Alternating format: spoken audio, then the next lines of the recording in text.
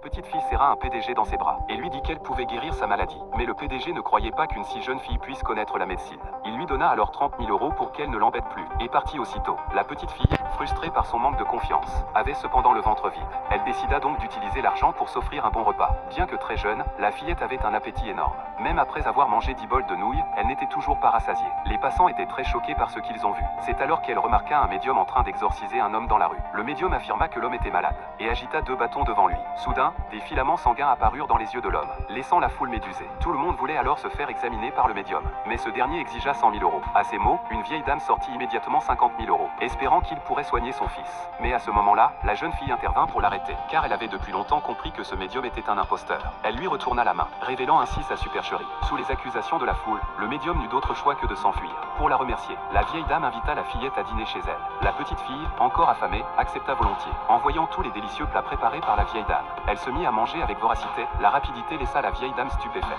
C'est alors que le fils de la vieille dame arriva. À la surprise de la fillette, il s'agissait du PDG. Elle lui offrit une part de son repas, mais soudain, l'homme fut pris d'une violente crise. La vieille dame lui expliqua que son fils souffrait de cette maladie depuis des années, sans qu'aucun traitement ne fonctionne. La petite fille regarda autour d'elle, et découvrit que la source du mal était une statue accrochée au mur. Elle la saisit et la brisa aussitôt. Une brume noire s'échappa alors de la statue. Suivant cette brume, la fillette entra dans une autre pièce, et actionna un mécanisme caché dans le mur. Une porte secrète s'ouvrit, laissant la vieille dame stupéfaite. Elle n'avait jamais su qu'un tel endroit existait chez elle.